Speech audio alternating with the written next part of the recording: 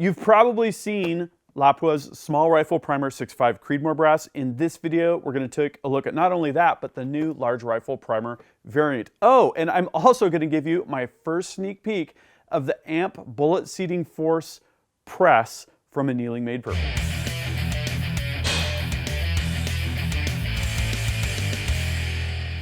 Gavin Yu here from UltimateReloader.com. Like a lot of you, I've had extensive experience with Lapua's 6.5 Creedmoor brass, specifically with the small primer pocket.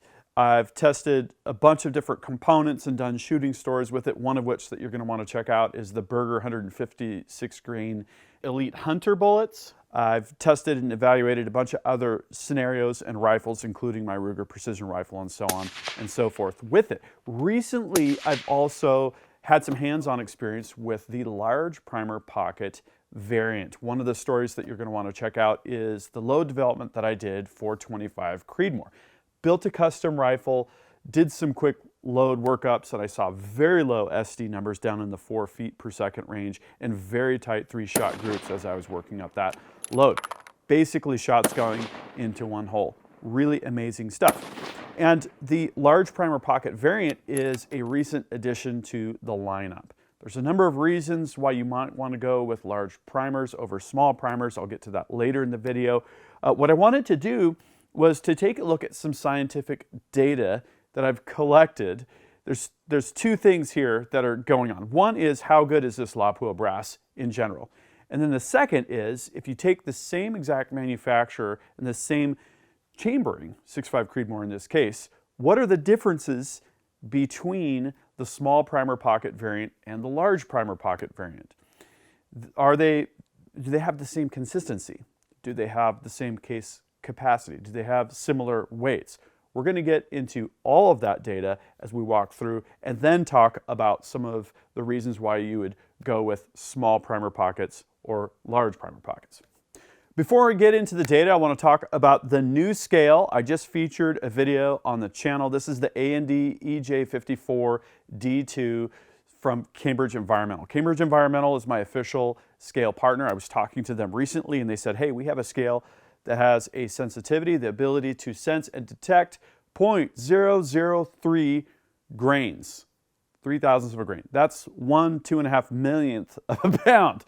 The A&D FX120i that I use is a little bit more industrial and has different pros and cons. It's got 0.02 of a grain sensing capacity. So the other nice thing I like about this scale is it's got a USB interface. It's a USB human interface device. It's like plugging in a wired keyboard. When you hit the print button, boom, shoots the numbers in. So check out that video and let's go on to some of the scientific data that I collected for this story.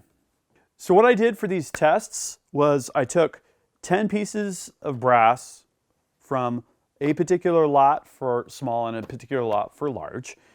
And I took those 10 pieces and ran them through a number of tests, weights, measurements, that kind of thing. And then I've got 5 on the end of these loading blocks. These were bullet seating tests that I did with the AMP press. And then I've got one case kind of hanging out in the middle. These were the case capacity tests. Brand new cases.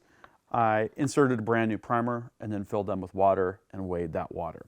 So the first tests that I want to talk about are the ones that you saw me collect in the video covering the EJ54D2 scale, and that is weight and weight consistency.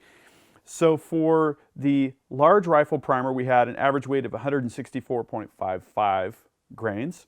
We had a standard deviation of 0.256 grains.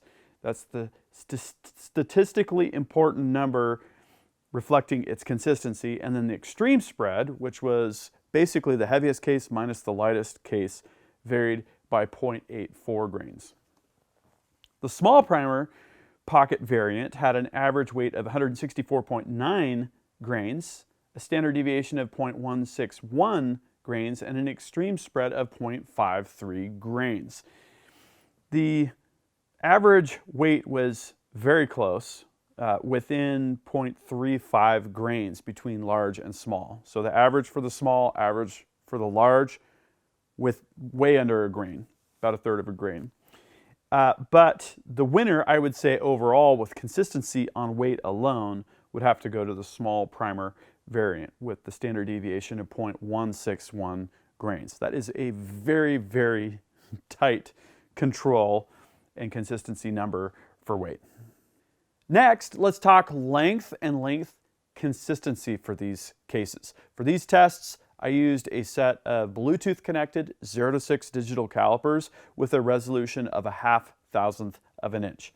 For the small rifle primer variant of this brass, we had a standard deviation of 0.0009 inches, just under 1/1000th of an inch. And an extreme spread, the longest case minus the shortest case was 0.003 of an inch, and an average of 1.9123 inches. And then next, onto the large primer variant, we had a standard deviation of 0.0006 inches, 6/10,000ths of an inch. That's basically just over half of the SD that we saw on the small rifle primer variant.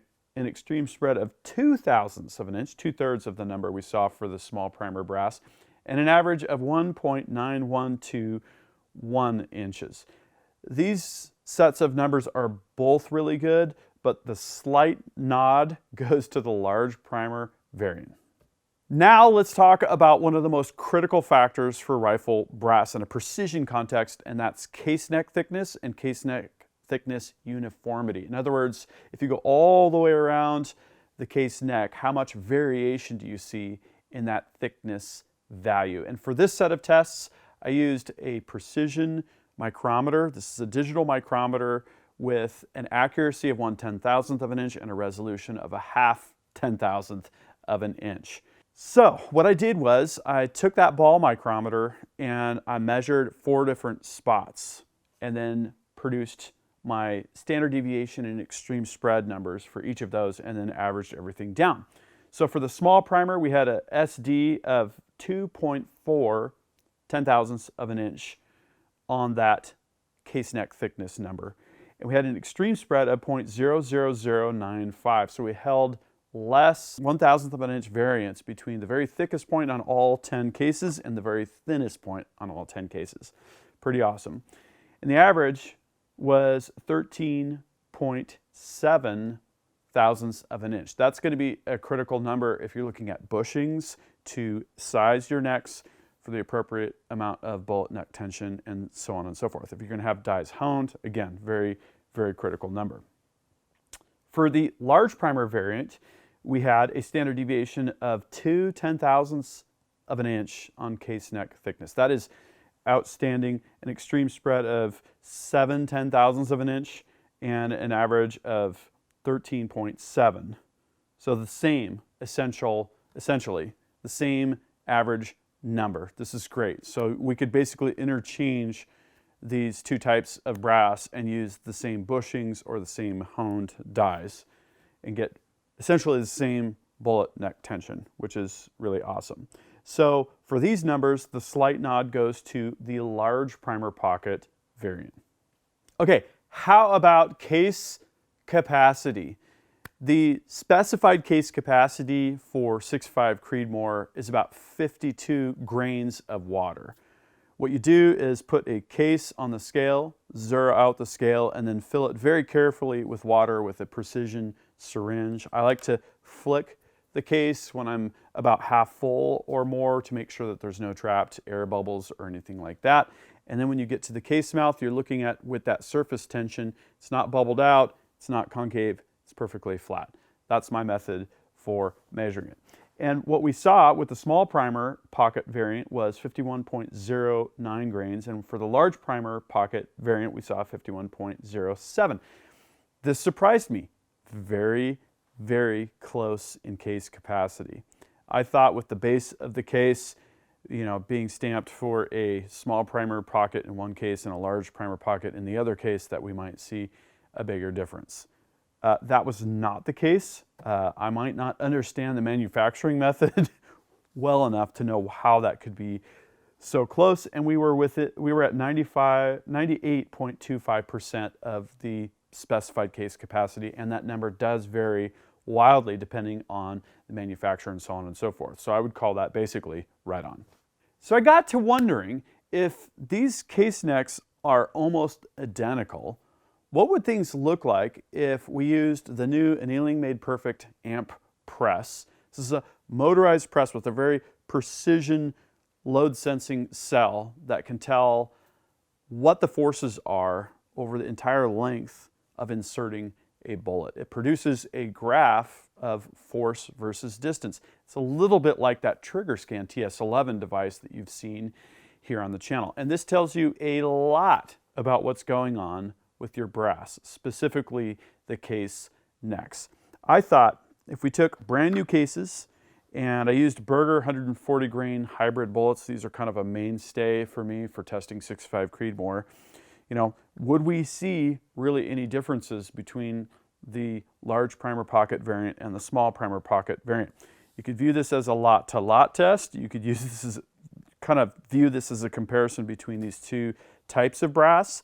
And what I saw, and this is pre-release software and pre-release hardware. So I will be following this up with an official unboxing and overview of the amp press. But it's very interesting to see that the bullet seating forces were basically identical. If we look at the two different graphs, all of the forces and the amount of variation look very consistent. So I'm very curious to get more hands-on data with this press and to show that to you guys. So you might be sitting there wondering, does it matter? When would I pick small primer pocket 6.5 Creedmoor brass versus large primer pocket 6.5 Creedmoor brass? So there are a number of factors that you're going to want to consider when making this decision. The first is primer pocket longevity.